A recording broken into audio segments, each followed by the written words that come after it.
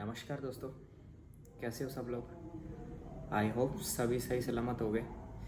तो आज दोस्तों इस वीडियो के ज़रिए मैं आपको बताऊंगा कि how to get married registered in Vietnam.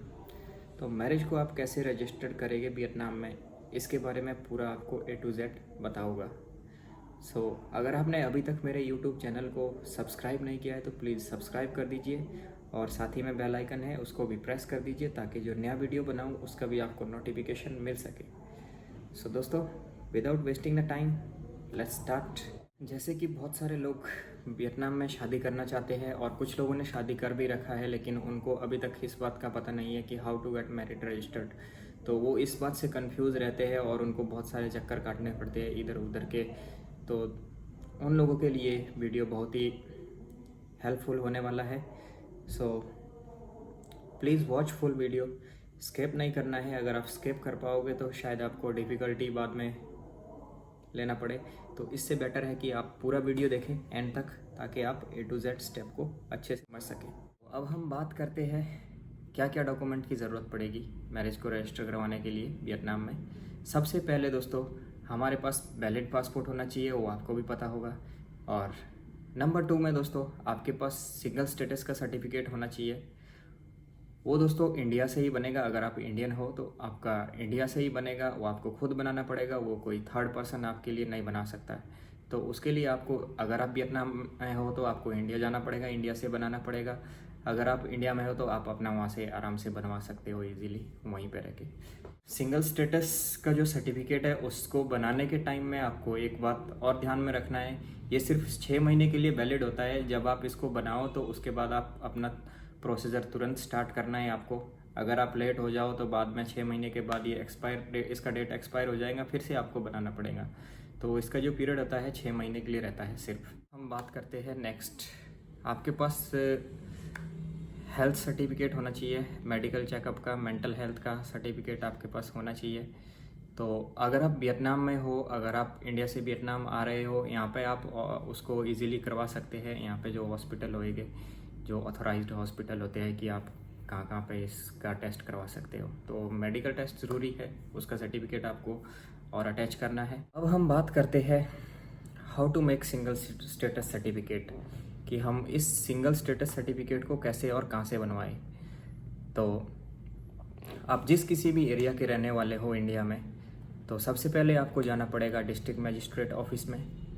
वहाँ पर आप एक एफिडेविट बनवाइए, उसमें आपको पूरा इन्फॉर्मेशन देना पड़ेगा, अपना नाम, अपना एड्रेस और आपका पासपोर्ट नंबर और पूरा डिटेल जो आपका डेट ऑफ बर्थ है।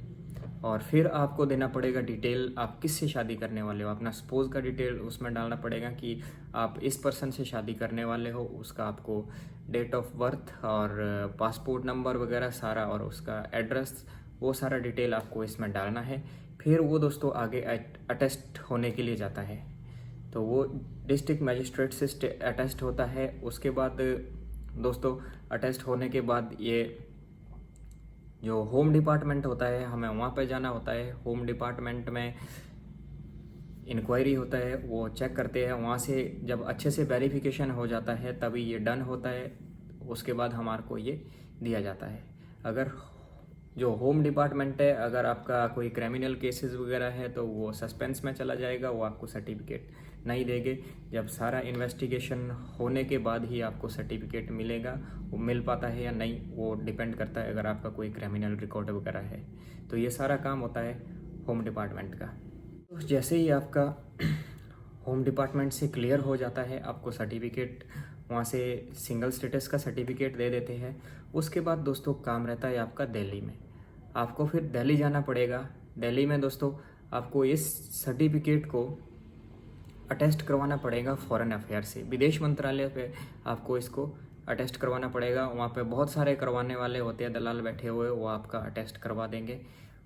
उससे वहाँ पे से दोस्तों सेम डे पे नहीं मिलता है। आप जैसे आज डिपॉजिट करवाते हैं तो कल पे आपको मिल जाएगा, सेकंड डे पे अटेस्ट करके मिल जाता है। अगर आप खुद करवाओगे तो आई थिंक 2-3 दिन लग जाते हैं। अगर आप दलाल के थ्रू करवाओगे तो सेकंड डे पे सर्टिफिकेट मिल जाता है। विदेश मंत्रालय से अटेस्ट करवाना होता है और वहाँ पे जो एडवोकेट वगैरह होता है वो उसको अटेस्ट करता है। और फिर दोस्तों जब विदेश मंत्रालय से अटेस्ट हो जाएगा उसके बाद ये सर्टिफिकेट हमारे को ले जाना है दोस्तों वियतनाम एम्बेसी इन इंडिया। तो दिल्ली में वियतनाम की जो एम्बेसी है वहाँ पे आपको जाना है ये सर्टिफिकेट लेके और उनसे अटेस्ट करवाना है। वो इसका वेरिफिकेशन करेंगे, उसमें किस पर्सन ने ये अटेस्ट किया है उसका थोड़ा सा इन्फॉर्मेशन डालेंगे। और ट्रांसलेट भी होता है दोस्तों। पहले क्या होता था कि ट्रांसलेट वियतनाम में होता था, वो अटेस्ट कर देते थे, ट्रांसलेट वियतनाम में होता था डॉक्यूमेंट। और अब क्या है कि ट्रांसलेट इंडिया में ही होता है, क्योंकि जो भी सर्टिफिकेट होता है वो ट्रांसलेट होना ज़रूरी होता है, क्योंकि हमारा इंडिया का लैंग्वेज इंग्लिश और हिंदी रहता है और इनका लैंग्वेज वियतनामी रहता है। तो यहाँ पर ताकि किसी को डिफ़िकल्टीज ना आए कि ये जो सर्टिफिकेट है इसमें क्या लिखा हुआ है, क्या इन्फॉर्मेशन है, ताकि यहाँ पर डिफ़िकल्टी ना आए, तो इसीलिए वो ट्रांसलेट होके भी वहीं से आना ज़रूरी है।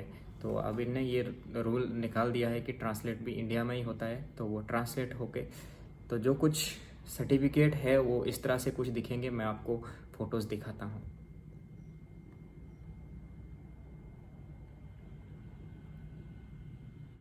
तो कुछ इस तरह से ये बनेगा। तो ये आपका पूरा स्टेटस बन गया है एक सिंगल होने का। तो नेक्स्ट आपको अपना मेंटल एंड हेल्थ चेक का सर्टिफिकेट बनाना है। तो उसके बाद क्या है कि आपको एप्लीकेशन फॉर्म फिल करना है मैरिज रजिस्ट्रेशन के लिए। अगर एक बात और दोस्तों, अगर आप वियतनाम में नहीं हो उस टाइम जब आपको एप्लीकेशन सबमिट करवाना है, अगर आप वियतनाम में नहीं हो तब भी आप इसको सबमिट करवा सकते हैं। कैसे? फर्स्ट ऑफ ऑल आपको पावर ऑफ अटॉर्नी देना पड़ेगा अपनी, जो आपका स्पोज जो आपकी वाइफ होने वाली है आप उसको पावर ऑफ अटॉर्नी दे सकते हैं, ताकि वो जो भी सारा डॉक्यूमेंटेशन यहाँ का रहेगा ताकि वो अपना अकेले कर सके। लेकिन लास्ट में जब दोस्तों इंटरव्यू होता है, जब मैरिज रजिस्टर होना है, तो उस टाइम आपका होना बहुत ज़रूरी है। अगर आप नहीं है तो वो आपके बिना मैरिज रजिस्टर हो ही नहीं सकता, चाहे आप कुछ भी कर लो। तो दोस्तों जैसे कि मैंने आपको बताया ये सारा रहेगा आपका सेम प्रोसीजर रहेगा। जो आपकी वाइफ होगी उनका भी सेम प्रोसीजर रहेगा। उनको सिंगल स्टेटस का सर्टिफिकेट बनाना पड़ेगा अपने एरिया से, और फिर उसको अटेस्ट करवाना पड़ेगा लीडर वगैरह से जो होते हैं यहाँ पे गवर्नमेंट के लीडर। वो बहुत इजी रहेगा, क्योंकि वो उनका काम है, उनको ऑलरेडी पता है कि वो किस तरीके से करना है। दोनों पार्टी को सेम डॉक्यूमेंट तैयार करना है। दोनों पार्टी का जो मेंटल स्टेटस है, मेंटल एंड हेल्थ स्टेटस है, वो भी वहाँ पे शो करना पड़ेगा। और उसके बाद सारा एप्लीकेशन फॉर्म फिल करके हम वहाँ पे सबमिट करवाते हैं। सबमिट करवाने के 15 दिन के अंदर, विद इन 15 डेज़, वो आपको मैसेज कर देंगे कि कब आपका इंटरव्यू होना है। वो आपको डेट देंगे, अपॉइंटमेंट मिलेंगी आपको कि इस दिन आपका इंटरव्यू होना है।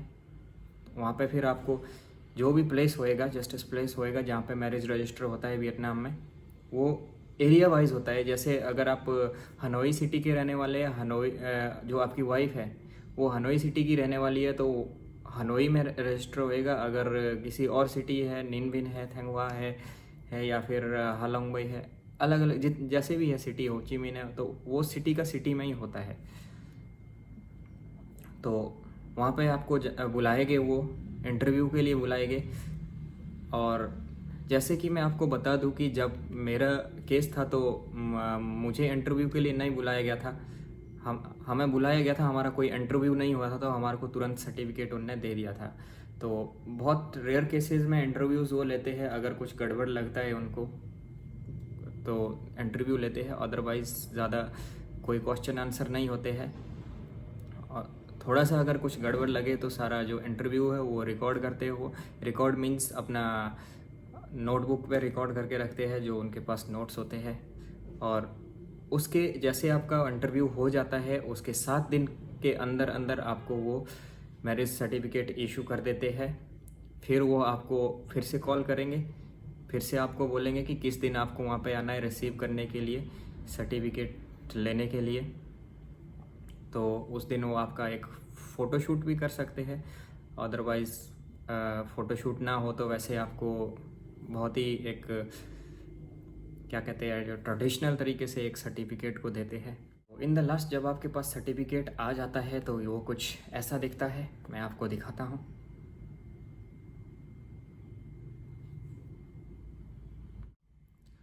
तो ये था दोस्तों पूरा procedure from starting to end, how to get marriage registered in Vietnam.